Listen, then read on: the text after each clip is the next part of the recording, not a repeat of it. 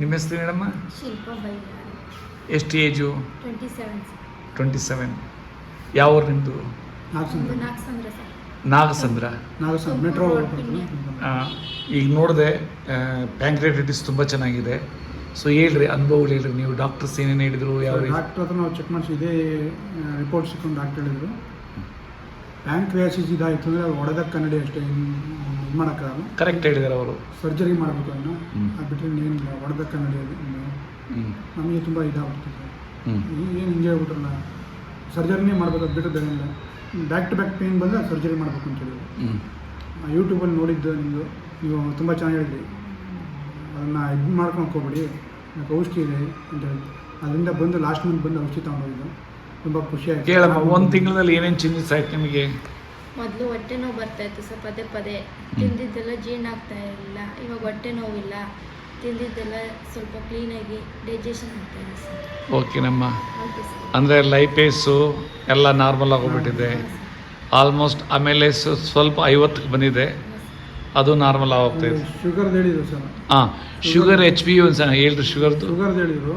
ಇದೇ ಥರ ಶುಗರ್ ಇದಾಯಿತು ಅಂದರೆ ಅದು ಯಾಕೆಂದರೆ ಪ್ಯಾಂಕ್ರಿಯಾಸಿಸ್ ಇದಾದರೆ ಇನ್ಸುಲಿನ್ ಉತ್ಪತ್ತಿ ಆಗೋದಿಲ್ಲ.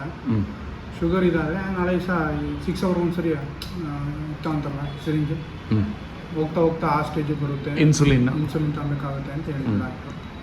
ಇವತ್ತು ಕಮ್ಮಿ ಆಗ್ತಾ ಇದೆ. ಎಷ್ಟಿತ್ತು HbA1C ಮೊದಲು? 11.99 ಇತ್ತು ಸರ್. ಈಗ ಎಷ್ಟಾಗಿದೆ? 9 ಪಾಯಿಂಟ್ ಸಮಥಿಂಗ್. ನಾನೇನು ಹೇಳಿದ್ದೆ ನಿಮಗೆ? 9 ಬರುತ್ತೆ ಅಂತ ಹೇಳಿದ್ವಿ. ಒಂದು ತಿಂಗಳಿಗೆ? ಹೌದು, ಒಂದೇ ತಿಂಗಳಿಗೆ ಬಂದಿದೆ 9.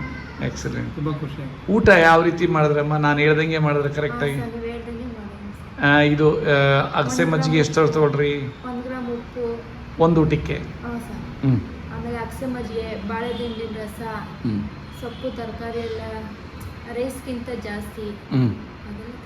ಎಕ್ಸಲೆಂಟ್ ಅಮ್ಮ, ಭಾರಿ ಖುಷಿ ಆಯಿತು. 11 ಪಾಯಿಂಟ್ ಎಷ್ಟಿತ್ತು HbA1C? 11.99.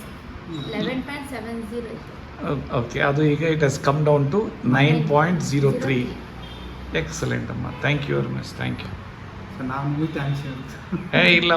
ಇಲ್ಲಪ್ಪ, ನನಗೆ ಖುಷಿ ಆಗೋದೇನೆಂದರೆ ಇದು ನನ್ನ ಬೇಬಿ ಅಲ್ವಾ, ನಾನು ಮಾಡೋ ಡೆವಲಪ್ ಮಾಡೋ ಸೈನ್ಸು. ಅದೇ ಹೇಳ್ತಾರೆ, ನಮ್ಗೆ ಆರೋಗ್ಯ ಕೊಡ್ತಿರಲ್ಲ, ಅದಕ್ಕೆ ನಾವು ನಿಮಗೆ ಥ್ಯಾಂಕ್ಸ್ ಹೇಳ್ಬೇಕು.